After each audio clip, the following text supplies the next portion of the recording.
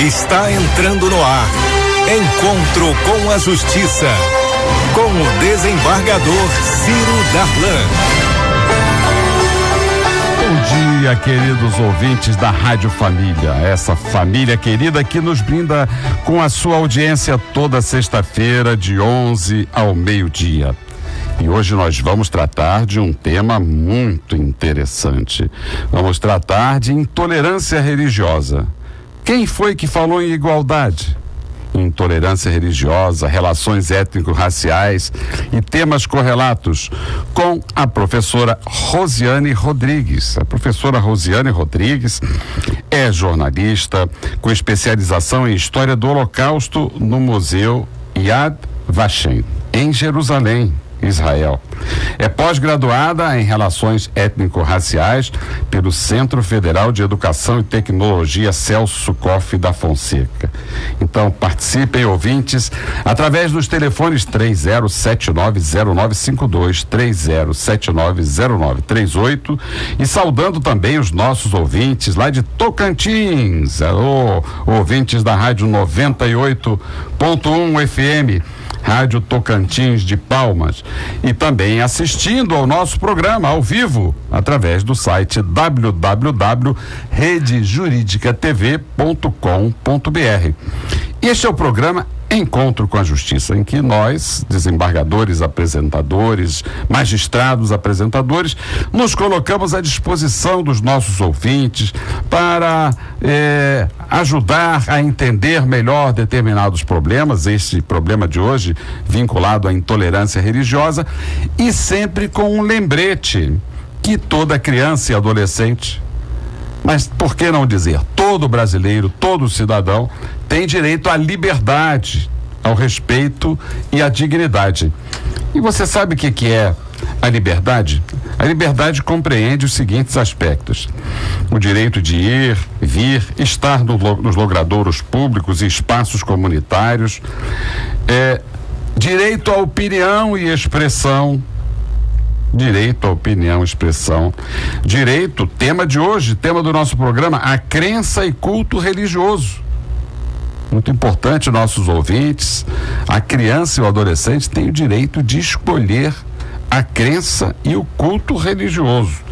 Brincar, praticar esportes e divertir-se, participar da vida familiar e comunitária, sem discriminação, participar da vida política. Olha que novidade que o Estatuto da Criança e do Adolescente dá. Criança tem direito de participar da vida política, na forma da lei. Buscar refúgio, auxílio e orientação. Tudo isso está no artigo 15 e 16 do Estatuto da Criança e do Adolescente. E que estamos falando de criança, o Rio de Janeiro está sediando a partir de hoje a 10ª Jornada Internacional de Educação do Estado do Rio de Janeiro. Olha que espetáculo!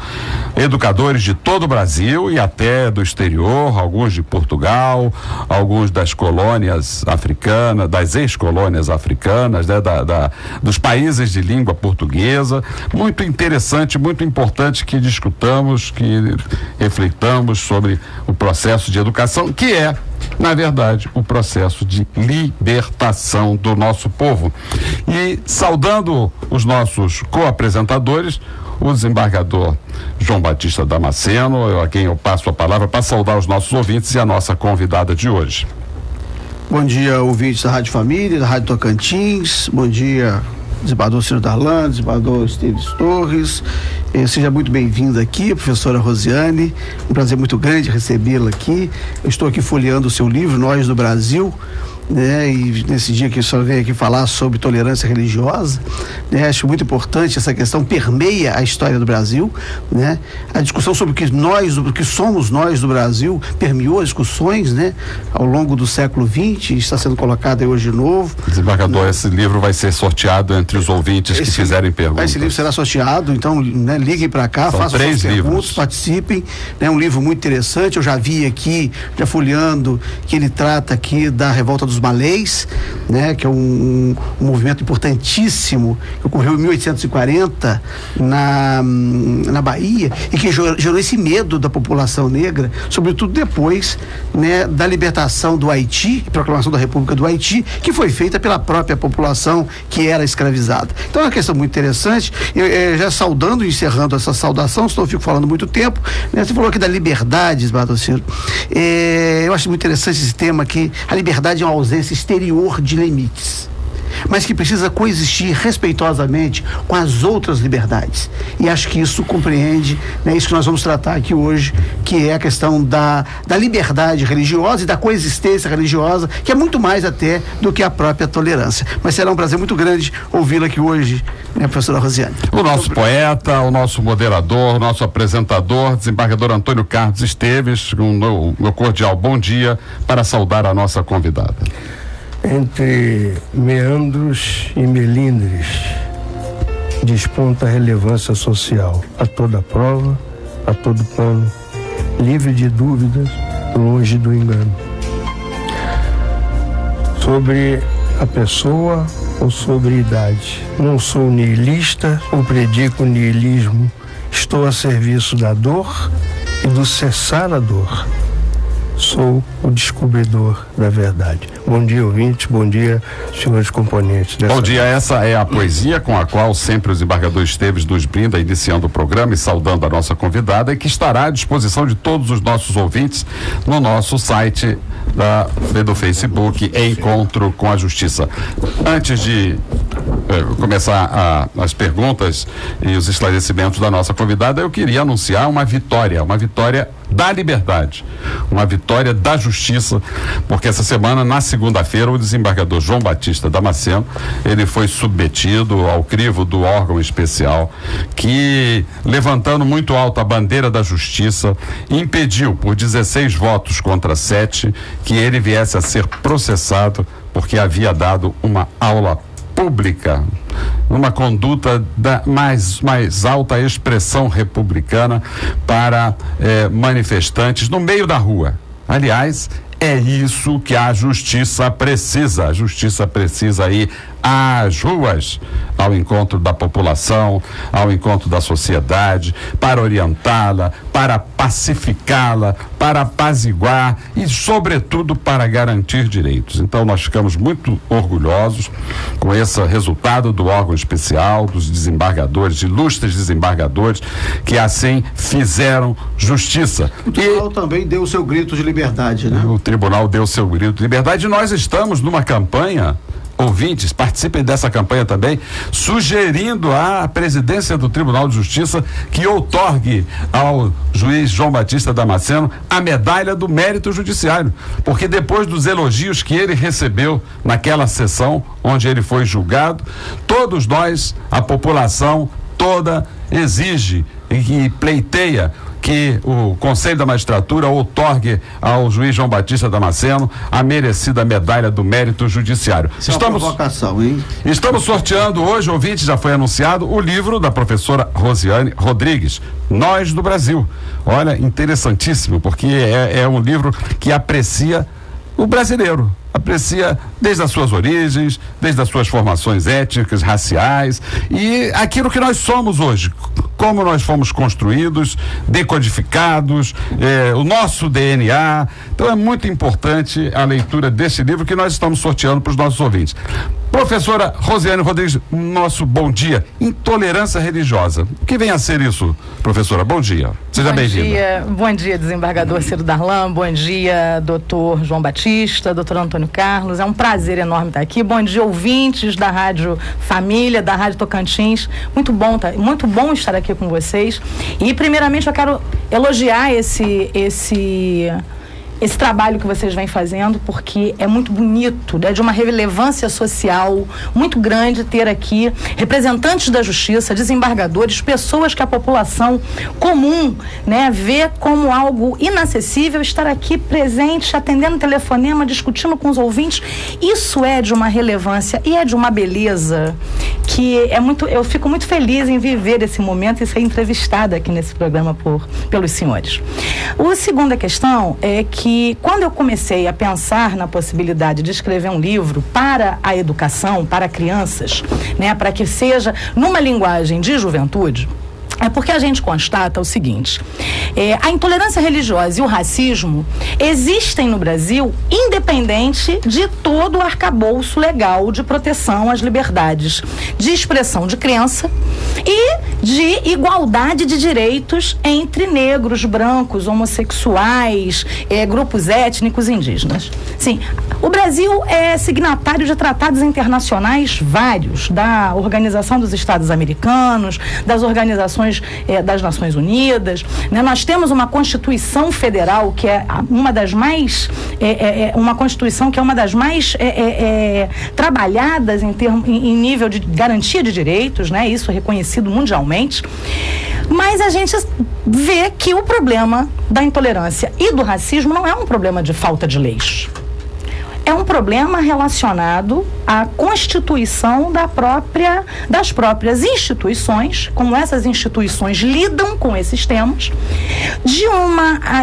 O Brasil tem, a gente pode dizer hoje, né, a Organização das Nações Unidas, inclusive há bem pouco tempo, coisa de 15 dias, disse que o nosso racismo, ele não é só estruturante das relações dos brasileiros, ele é institucionalizado. Então, como enfrentar essas questões? Enfrentando a partir da escola, que é uma instituição, a princípio pensada para garantir a convivência dos diferentes, né? Porque quando a gente está falando de intolerância religiosa, a gente está falando de uma categoria muito ampla, né? Que engloba judeus, muçulmanos, ciganos e os povos indígenas, né? Que hoje a gente tem no Brasil ainda cerca de 200 etnias indígenas, com o Brasil ainda tendo 200 idiomas indígenas sendo falados. A gente tem as religiões, as afro-brasileiras, né? E aí as religiões afro-brasileiras são um grande número, porque a gente teve no início da colonização, com a escravização, vindo para o Brasil cerca de 100 etnias africanas que chegaram aqui escravizadas, né? Então a gente tem uma grande diversidade, e uma diversidade cultural, diversidade religiosa, diversidade étnica. A gente realmente é um grande caldeirão disso tudo, né? E pensar a intolerância religiosa hoje é pensar projeto de poder, né? Pensar que as religiões, elas acabaram, de certa forma, sendo usadas como justificativa para os maiores conflitos que o mundo conheceu, né? E, na verdade, o que está no centro do debate, né, não são os dogmas religiosos, porque religioso, a religiosidade, ela tem dos pontos da religiosidade é exatamente pacificar o espírito, é exatamente harmonizar o ser humano com o meio em que ele vive. Você abordou uma questão muito interessante, que é essa questão do projeto político. Sim. Né? Porque se nós pegarmos a Península Ibérica, né, o povo português, o povo espanhol, tinha gente de tudo quanto é lugar. Uhum. Né? Os portugueses e os espanhóis nunca se reivindicaram, em outros tempos, né, pureza racial. Né? Num dado momento, começa a guerra religiosa, né, e aí vem a questão de quem podia ter cismaria no Brasil, quem podia ter terra. O primeiro requisito era pertencer à religião oficial. Sim. Se não fosse, não poderia. Né? Então nós temos aí a primeira questão, a religião utilizada, né, e por isso nós temos um país se diz, né, cristão em toda a sua extensão, que não é verdadeiro, né? Mas a propaganda oficial diz que é cristão em toda a sua extensão e que fala uma língua só, o que também não é verdadeiro, né? Mas oficialmente nós teríamos aí uma religião e uma língua no país inteiro, e isso era, né, o Brasil colônia inteiro, né? Isso era um requisito para ser proprietário, para poder viver, né? A expulsão dos holandeses, né? Holandeses entre aspas, né? De Recife, não foi, né, porque eram holandeses, é porque eram judeus, né? E Sim. foram embora, né, para os Estados Unidos e fundaram lá a primeira sinagoga, né, judaica, cuja ata é escrita em português, né, em 1654, com o saída do Brasil. Então nós temos aí um problema de ordem política, né, que dá esse conflito todo, que propicia, né, esses problemas das relações. É realmente estruturante, realmente as instituições refletem bem isso. Doutora Rosiane, doutora Rosiane, a nossa ouvinte de sempre, a Virgínia Silveira, lá de São Conrado, ela dirige aqui a primeira pergunta.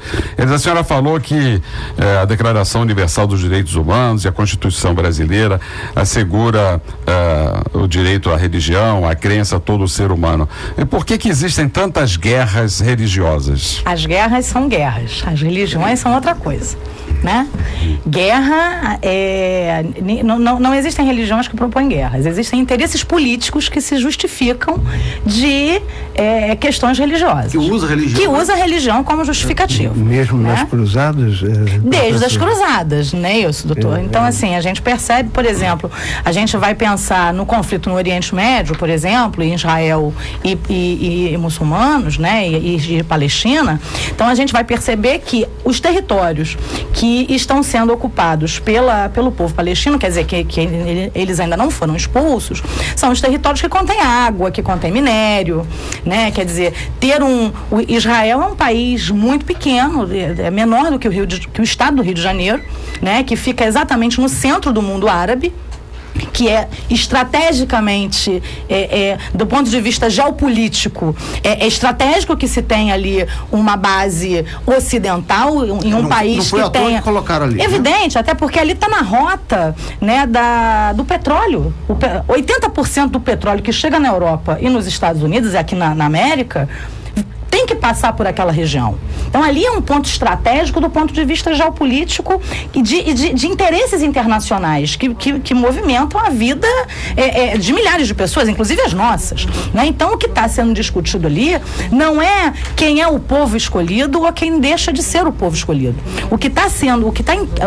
O centro do debate ali é o debate político, estratégico e econômico. Então, assim, e a gente trazendo essa realidade para o Brasil hoje, por exemplo, né, a gente percebe isso com o aumento do fundamentalismo cristão, que absolutamente, e eu fico pensando, né, naquele senhor que perseguiu o delegado, o caso do delegado que atirou dentro do juizado especial criminal.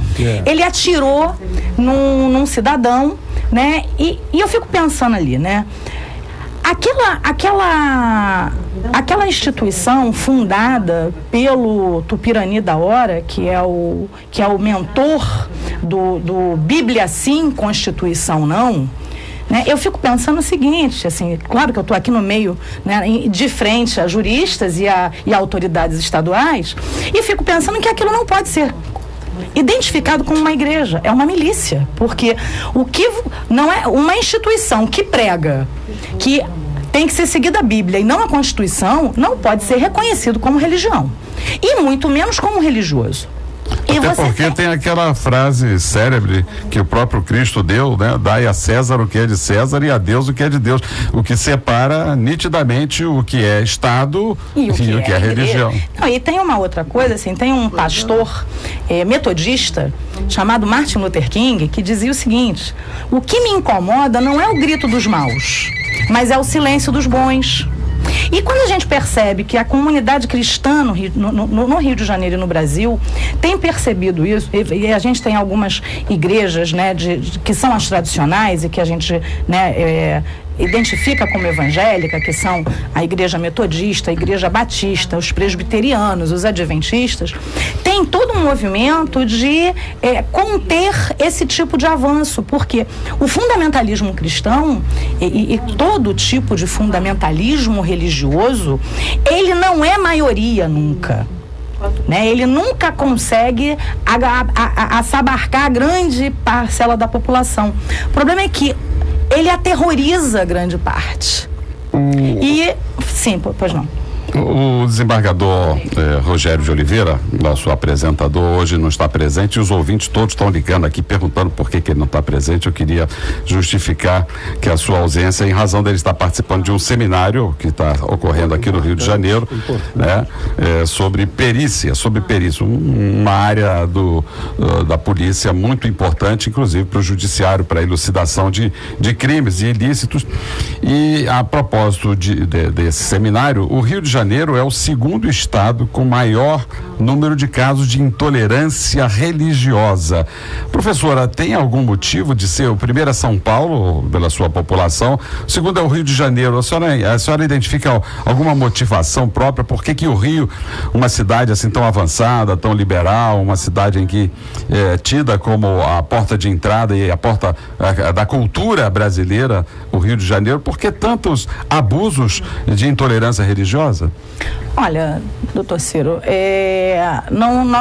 isso não é uma exclusividade do Rio de Janeiro. A gente pode fazer uma leitura que talvez o Rio de Janeiro esteja com uma mobilização maior de enfrentamento à intolerância religiosa. Porque o que a gente percebe, assim, eu fiz um levantamento logo agora no início do ano, um levantamento na imprensa de casos de sacerdotes da Umbanda e do Candomblé que foram assassinados no Brasil nos últimos 6 anos. Eu encontrei na imprensa brasileira notícias de 18 assassinatos de sacerdotes da Umbanda e do Candomblé, sendo 2 aqui no Rio de Janeiro, né? E que os crimes levavam a crer que foram cometidos por intolerância religiosa, né? Na cidade de Manaus, por exemplo, nos últimos 5 anos, foram assassinados 9 sacerdotes da Umbanda e do Candomblé na cidade. Isso é um número alto quando a gente pensa que, segundo o censo de 2010, menos de 1% da população se declara como adeptos da Umbanda e do Candomblé. É claro que esse número é um número defasado, é um número não muito confiável, porque existe a dupla pertença religiosa, a pessoa é da Umbanda, é do Candomblé, mas também se diz católico, né, e tal. Mas se a gente for pegar essa população, dá menos de 3 milhões de pessoas no Brasil. Professora, nós estamos falando muito de intolerância religiosa. Os nossos ouvintes, eles são ávidos por esclarecimentos, de esmiuçamento dessa terminologia. O que caracteriza a intolerância religiosa? Para que os nossos ouvintes saibam melhor. O que é intolerância religiosa na prática? Intolerância religiosa na prática é quando você demoniza e retira direitos do outro, né, de um aluno, de um demandante da justiça, de um paciente, por ele expressar livremente a sua crença. O que significa isso, né? Intolerância religiosa e a gente pode exemplificar isso de forma bastante palpável. Assim, eu imagino que os ouvintes tenham visto na imprensa, porque teve uma cobertura muito grande, o caso do menino de 12 anos que foi impedido de entrar na escola pública municipal aqui na cidade do Rio de Janeiro, porque estaria portando guias, né? Aqueles colares que identificavam ele como um adepto do Candomblé. A diretora da escola o impediu de entrar na escola, ele ficou mais de 1 mês sem poder assistir aula, né? Quando a gente sabe, por exemplo, que o próprio Estatuto da Criança e do Adolescente determina que a orientação religiosa ela é atribuída apenas à família, né? E aí essa diretora, ela usou diversos subterfúgios e diversos artifícios para dizer que aquilo não foi intolerância religiosa, que teria sido um mal entendido. Na verdade,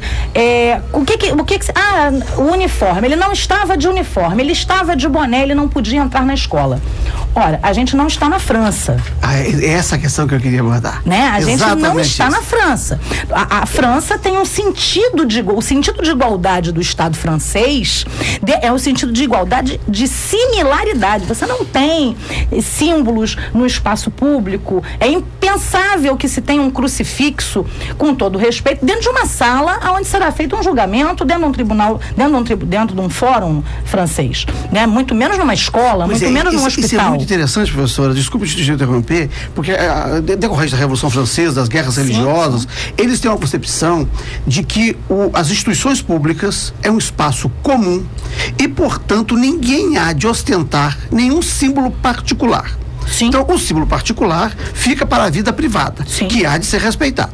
Né? E o espaço público, a escola pública, a repartição pública, ninguém há de ostentar símbolo particular. E, portanto, todos devem se portar da mesma maneira. E o Francisco convive bem com isso. Né? No Brasil, né, nós temos o espaço público apropriado por alguns, né? As repartições públicas apropriadas por alguns, e está aí, o senhor deu um exemplo feliz, de que é do crucifixo, né? Nos tribunais, do próprio Supremo Tribunal Federal, nós assistimos na TV Justiça, está lá um crucifixo. Né? Eu tenho profundo respeito, acho que o cristianismo prestou um serviço muito grande à história da humanidade, humanizou, né, algumas relações, evidentemente foi usado para outros pretextos, mas humanizou, valorizou a mulher, né? Teve uma importância muito grande, mas essa colocação do crucifixo do Supremo, né, é um bom exemplo da particularização, né, do Estado, dos órgãos públicos por alguns. E aí vem essa questão da professora. Eu acho que se um aluno chegasse lá com um crucifixo, certamente ela não consideraria isso uma particularidade do que seria o espaço público. Daí, professora, o objetivo do programa aqui é primacialmente pedagógico, né? Ensinar. Essa comparação, ela é importantíssima, desembargador, porque o véu lá na França, né?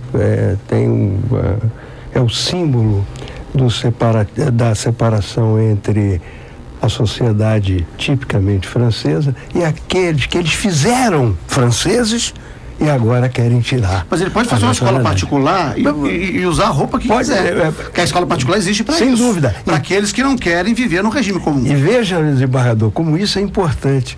Não é que nós não sabemos exatamente como se deu a repressão. Porque foi uma repressão. Pode ter sido até com boas intenções. Aliás, as boas intenções aqui nesse país, elas entram na ordem natural das coisas. Professora, o Luiz Cláudio, nosso ouvinte de Pilares, ele pergunta assim, intolerância religiosa é crime? E onde denunciar casos de intolerância religiosa? Obrigado, Luiz Cláudio, você acaba de ganhar o livro Nós do Brasil, da professora Rosiane Rodrigues. Olha, Luiz Cláudio, eu estou aqui na frente de 3 desembargadores, mas vou responder a sua pergunta. Intolerância religiosa é crime, prevista na Lei 7716 de 89, segundo lei, mais popularmente conhecida como Lei K.O., está colocada no seu artigo 20, né? E tem multa, além de prisão, além de ser um crime inafiançável e imprescritível, é um crime que prevê multa. E até uma outra questão que depois eu queria também trazer é o seguinte: normalmente o que a gente percebe, inclusive nas pesquisas do grupo de pesquisas que eu faço parte, eu sou pesquisadora da UF, eu sou membro do Instituto de Estudos Comparados de Administração de Conflitos, e o que a gente percebe nessas pesquisas é que a intolerância religiosa, ela é muito comumente julgada como injúria racial, como injúria, e isso cai na Lei 9.099 de menor potencial ofensivo, e chamar o outro de macumbeiro, invadir e quebrar uma igreja, colocar fogo numa igreja, inclusive, colocar fogo num terreiro de umbanda ou de candomblé, vai fazer com que essa pessoa pague uma cesta básica. E isso é uma discussão muito séria que precisa ser trazida para a pauta, né? Porque apesar de ser um crime, né, previsto como um crime inafiançável e imprescritível, a gente vê que o ordenamento jurídico que se dá isso é um ordenamento de pacificar e tentar esconder esses conflitos, né? Porque só para você ter uma ideia, quando eu pensei em escrever o Nós do Brasil, uma das questões é que não só a intolerância religiosa, como o racismo tem aumentado grandemente nas escolas no Brasil, de norte a sul desse país.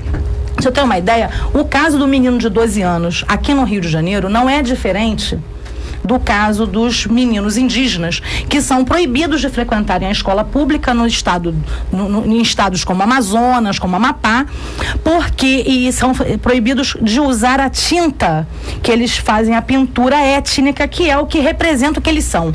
Mas o programa Encontro com a Justiça está concorrendo a um Prêmio Nacional de Educação e Direitos Humanos. Já fizemos a nossa inscrição e em breve, ouvintes, quem sabe com a sua ajuda nós ganharemos esse Prêmio Nacional de Direitos Humanos. A Vera da Barra da Tijuca, Vera também é a nossa ouvinte assídua, sempre participa, sempre colabora. Ela diz o seguinte: o debate da semana passada com o professor Marcos Ribeiro foi muito bom, foi mesmo, excelente, batemos o recorde de audiência. Quando vocês vão chamá-lo novamente? Breve, Vera, breve. Nós temos aqui uma série de convidados e vamos chamar o professor Marcos Ribeiro, porque foi um sucesso aquele programa, muito esclarecedor. Eliane, lá de Cascadura, pergunta, professora, como provar a intolerância religiosa? E acrescenta: e a falta de respeito dos centros de macumba? Eu moro ao lado de um e todo fim de semana um batuque insuportável. Se eu denunciar isso, será crime? Obrigado pela sua participação, dona Eliane de Cascadura. Bom, Eliane, o direito de um começa onde termina o do outro, né?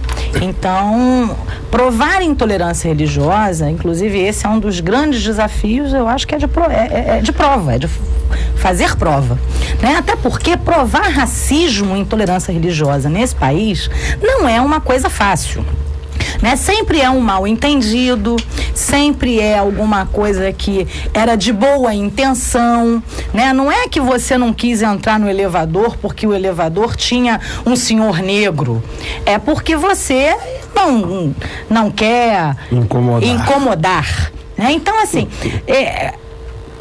o nosso racismo, né? E eu quero, assim, uma das conclusões que eu cheguei com a minha pesquisa, né, de mestrado em antropologia, é que a intolerância religiosa, ela tem um viés, principalmente quando ele é colocado, a intolerância pensada para as religiões afro-brasileiras, tem um viés muito interessante, que é o viés do racismo de origem, né?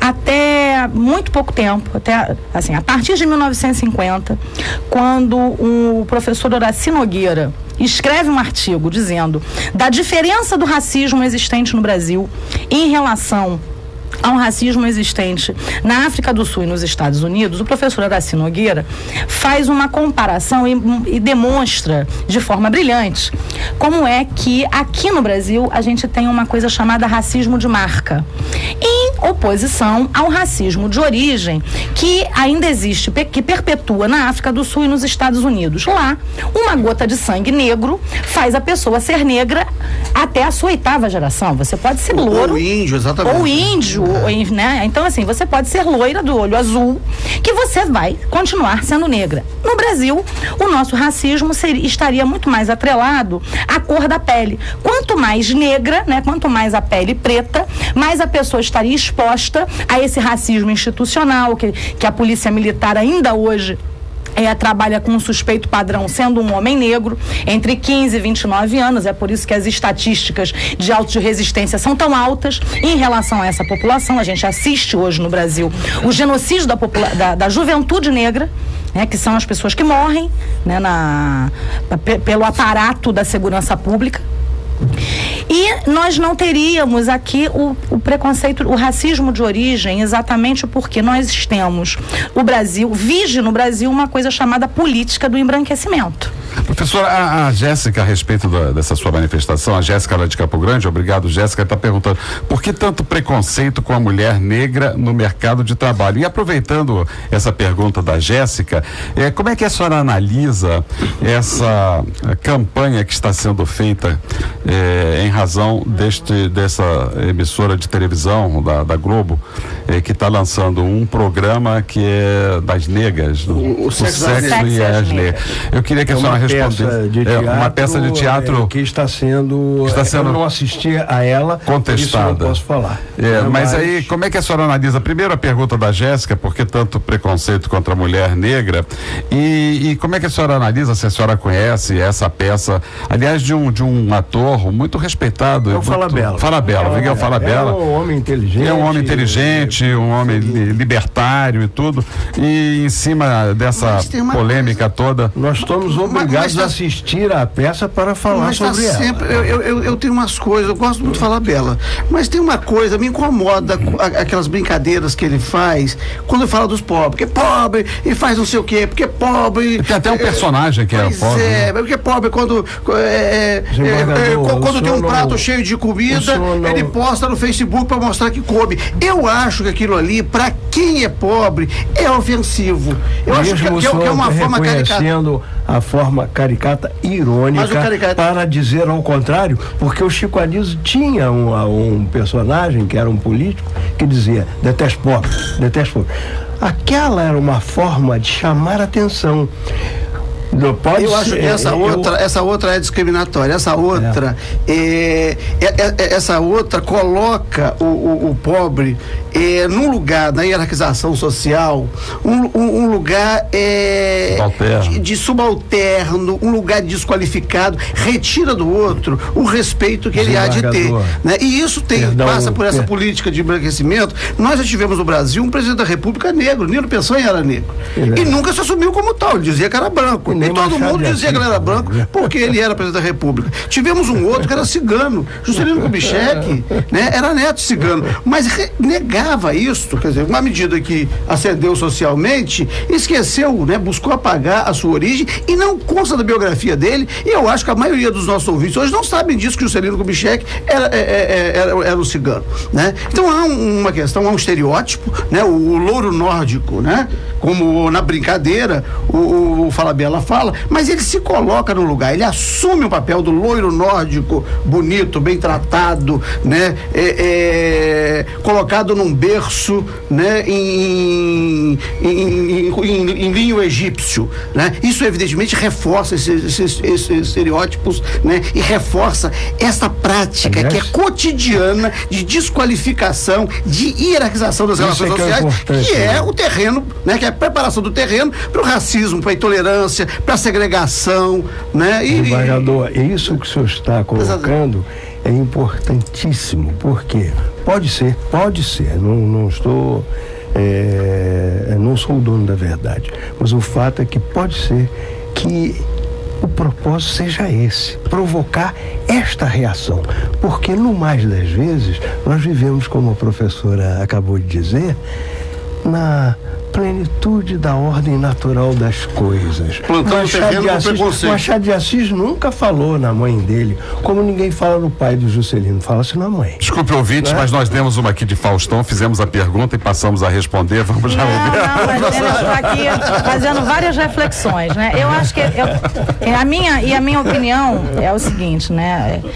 Nós temos artistas que são geniais e artistas que são medíocres, né? Nem todo mundo pode ser genial. Então eu prefiro ficar com Charlie Chaplin, por exemplo, que fez muito humor, né? Que fez humor com quem dominava, né? E que ridicularizou Hitler diante do mundo inteiro. Eu prefiro esse humor que ridiculariza o opressor do que aquele que ridiculariza o oprimido. Então, eu acho que essa é a diferença do artista que é genial para o artista que é medíocre, porque ridicularizar o oprimido é muito fácil. Não precisa ser sensacional. Você criar humor em cima de gente negra, e principalmente da mulher negra, né, no Brasil, que é historicamente uma mulher que vem escravizada para cá, que passa por estupros, que mata seus filhos no cativeiro porque não queria mais ter seus filhos escravizados, né? São mulheres que estão, que muitas das vezes, por conta exatamente dessa criminalização do homem negro, que não é de agora, né? Esse genocídio contra o homem negro, ele existe desde a conformação do Brasil, muito antes da gente ser república, né? Então essas mulheres negras que acabaram sustentando suas famílias porque seus homens eram presos como vadios, porque seus homens não conseguiam colocação, porque seus filhos também eram presos. Então essas mulheres que são e eu vou dizer uma coisa, eu refuto a mulher negra como vítima. Porque sobreviver e subsistir com todas essas condições adversas tem que ter muita resistência, tem que ser muito forte, né? Então eu vejo na mulher negra o símbolo da resistência da dignidade, da resistência de superação. E eu a vejo religião, nisso. Professor, onde entra nesse viés? E a religião entra exatamente aí. Porque como a gente vai perceber, né, a religião, as religiões, de uma forma geral, possuem, por exemplo, as grandes vítimas de intolerância religiosa são as mulheres. E por que são as mulheres? Né? A gente pegando as pesquisas, a gente percebe que aos homens é mais fácil. Porque o homem bota uma calça branca, por exemplo, eu estou falando as vítimas de intolerância religiosa do candomblé e da umbanda. O homem faz lá o santo dele, vai lá, faz o negócio que tem que fazer, sai de lá com uma calça branca, uma blusa branca e um chapeuzinho branco. Ele pode ser vendedor de cuscuz, ele pode ser enfermeiro, ele pode ser médico. Agora, a mulher, depois que passa por qualquer iniciação, no candomblé ou na umbanda, ela tem que usar saia, ela tem que usar um pano branco na cabeça, ela tem que deixar as suas contas, os seus colares rituais à mostra, ela tem que usar um pano da costa, ela tem que usar uma blusa específica. Então, assim, ela é identificada no espaço público, não tem como se dizer, não, eu sou mais ou menos, eu sou enfermeira. Não é enfermeira, não é vendedora de cuscuz, ela está ali fazendo o seu preceito religioso. O pastor evangélico da Igreja Presbiteriana, reverendo Marcos Amaral, ele criticou duramente quem não respeita a religião dos outros. Ele diz assim: para nós é absolutamente estranho vermos alguém ler o outro pela sua condição religiosa e, pior, discriminá-lo, tentar aniquilá-lo. Isso não é cristianismo. Isso talvez explique que quem prega esse tipo de prática não tem o cristianismo como base. É o que disse o reverendo Marcos Amaral. E o Kleber, lá da Ilha do Governador, professora, pergunta: na minha opinião, o preconceito no Brasil é muito mais social do que racial. Concorda com isso, professor? Olha, isso parece uma justificativa para amenizar as coisas, né? No início desse ano, e eu vou dar aqui um exemplo do médico José Messias, que tem 3 graduações, ele é consultor da Unesco para epidemiologia, ele mora num prédio de alto luxo no Recreio dos Bandeirantes, e ele teve que entrar, demandar judicialmente com a vizinha dele, porque a vizinha dele se recusou, inclusive dizia aos gritos dentro do prédio de que jamais entraria num elevador que tivesse um homem negro, porque ela não se submeteria a dividir o mesmo espaço com um negro. Então, que social é esse, né? A gente percebe o seguinte, como é que é o nome do ouvinte, doutor Ciro? Kleber da Ilha do Governador. Kleber, olha só,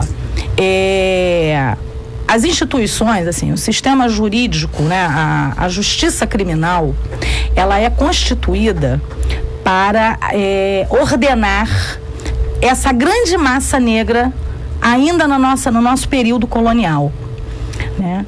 O sistema de segurança pública, as polícias militares, a Polícia Militar do Rio de Janeiro, ela é fundada com a vinda da corte portuguesa para o Brasil, para proteger o patrimônio da corte portuguesa e para criminalizar e ordenar. Então, assim, o ordenamento, a ordem no Brasil, o sentido de pacificação no Brasil tem um sentido de criminalização de uma parcela da população.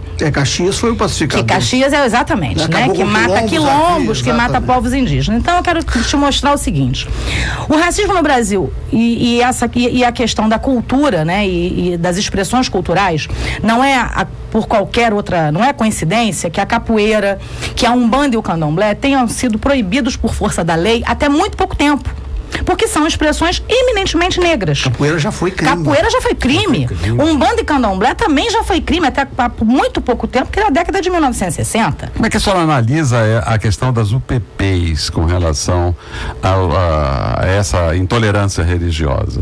Olha só, doutor Ciro, eu não estudei segurança pública, né? Eu estudo muito mais a questão do ordenamento jurídico, mas eu tenho informações e eu tenho colegas, né? Como, por exemplo, a professora Cristina Vital, que também é da Universidade Federal Fluminense, que tem avaliado, né, e pesquisado profundamente essas questões, né? Porque a gente hoje tem um fenômeno no Rio de Janeiro que são os traficantes evangélicos. Né? E esse fenômeno é um fenômeno que existe há pelo menos 20 anos nas favelas do Rio de Janeiro, né? E agora também os milicianos evangélicos. Então, a professora Cristina tem se debruçado sobre essas demandas.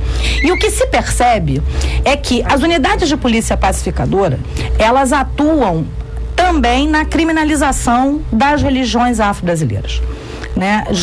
De que forma? Porque se a gente pensa que a UPP deve atuar na garantia de direitos dentro das favelas, né? E não somente na criminalização, porque esse é o objetivo da UPP. Quando a UPP é procurada, por exemplo, por alguém da Umbanda e do Candomblé, porque isso é quase inviável, né? Porque já sabe que aquele espaço ali tem dono, e o território ele é ocupado pelo Estado. A UPP diz, mas isso é uma bobagem. Você é da Umbanda do Candomblé, é problema seu. Isso a gente não tem. É uma coisa de menor monta. Ninguém vai tomar conta disso. Que é basicamente o que faz o sistema judiciário e a Polícia Civil. Né? Religião, futebol e política, a gente ficou com essa coisa na cabeça, não se discute. E isso é muito sério, porque o que a gente vê também, Excelência, é que quando os crimes de intolerância religiosa chegam aos juizados especiais e também aos juizados criminais, a gente vê como o Poder Judiciário, de uma forma geral, está despreparado para lidar com essa demanda, não só dos religiosos da Umbanda e do Candomblé, mas de outras religiões também, porque exatamente por não entender o quanto o crime de intolerância religiosa agride e violenta para além da questão física. Por essa falta de capacitação, o Babalorixá Ivanir dos Santos, ele está sugerindo a criação de uma delegacia especializada em crimes contra racismo e intolerância religiosa. A senhora acha essa ideia interessante? Criminalizar mais é problema? É solução? Não, porque a gente percebe o seguinte, com todo respeito, né? A gente sabe como é que esse país foi pensado do ponto de vista institucional e estrutural, né? Não é à toa que a gente vê, né, que as universidades públicas federais, né, por exemplo, a turma de 2014, a primeira turma formada pela USP em 2014 na graduação de medicina, não tinha sequer um negro. Enquanto a população carcerária desse país, por exemplo, no estado do Rio de Janeiro, é de quase 34 mil presos. 38 mil. Sendo que que quase 28 mil desses presos são pretos e pardos, segundo dados do Instituto Nelson Mandela. E mais ainda, é mais assustador ainda que a gente perceba o seguinte, né, e foi inclusive uma juíza que trabalha com a questão da população carcerária que me trouxe esses dados. 8 mil detentos no Rio de Janeiro só passaram a ter certidão de nascimento no momento em que adentraram o sistema prisional, cerca de 8 mil. Eu deparei com essa questão quando fizemos o voto preso do Nova Iguaçu em 2008 e o juiz que era do cadastramento eleitoral não aceitava cadastrá-los porque eles não tinham nenhum documento. Sim. Eu disse, mas se ele não tem documento, ele não prova que ele é o José. Eu disse, se ele está preso com o nome de José, né? E essa FAQ serve para prendê-lo, por que não serve para cadastrar como eleitor? Não, aí assim, eu não vou discutir filosofia. Aí vira filosofia. Só para concluir, é que criminalizar ainda mais é um problema, porque a gente aumentou a população carcerária, por exemplo, quase em 100% nos últimos 10 anos. Então, assim, a gente sabe que o Brasil não é o país da impunidade. A impunidade... É o terceiro que mais encarcera no mundo. É o terceiro no mundo, é o país que 750 pune fantasticamente a população preta e pobre. e deixa fora das prisões os verdadeiros bandidos que deveriam estar respondendo por crimes de grande monta, né? Então, assim, criminalizar, para mim, a questão é educar. E educar nas escolas. Começar nas escolas, porque escola é escola e não é cárcere. O Newton lá de Nilópolis, nosso ouvinte, faz uma pergunta muito interessante. Eu gosto de levar essas que bate no meu peito e não volta não, Newton. Diz assim, ó, no Fórum de Olinda, Nilópolis, tem 2 elevadores. Um só para magistrado e o outro para pessoas comuns. Isso é preconceito? Boa, Nilton. Bom, responde aí, desembargador Esteves. Não é não, Nilton. Eu posso garantir a você que não é. A professora está até adiantando um ponto, a segurança, mas é o seguinte: você já imaginou, Nilton, às 13 horas de uma segunda-feira, audiência marcada para as 13 horas, 12h54, o juiz na fila de um elevador para chegar à sala quando ele tem que estar em primeiro lugar? Deixa eu dizer, olha... É uma questão prática. Não, agora, veja bem, isso é importante, Nilton, atrás disso pode estar a ordem natural das coisas. Tudo isso que nós estamos ouvindo aqui, Nilton, sabe o que é? É produto de uma sociedade. Senhor, deixa eu falar uma coisa. Eu fui juiz em Nova Iguaçu do início de 1998 ao final de 2012, na mesma vara, a 7ª Vara Civil. Em Nova Iguaçu não tinha elevador privativo dos juízes. Evidentemente que existe a questão da segurança e tinha uma escada, né, por onde o preso circulava, né, mas nós nunca tivemos nenhum problema, né, em dividir os elevadores, né? Eventualmente surgiu um problema, tivemos um caso, né, de uma pessoa que tentou matar a mulher, mas foi numa vara de família, foi um problema que não era vara criminal, não era vara criminal, que é onde dizem que está o perigo, etc. A única pessoa que tomou uma juíza como refém, né, foi numa vara de família, lá um sujeito que surtou no meio de uma audiência. Então não foi numa vara criminal, não foram os perigosos, os bandidos da Baixada que deram tiro dentro do fórum, né, e que tomaram a juíza como refém. Foi o marido no meio de uma separação lá. Então você vê que às vezes o perigo está na vara de família e não na vara criminal.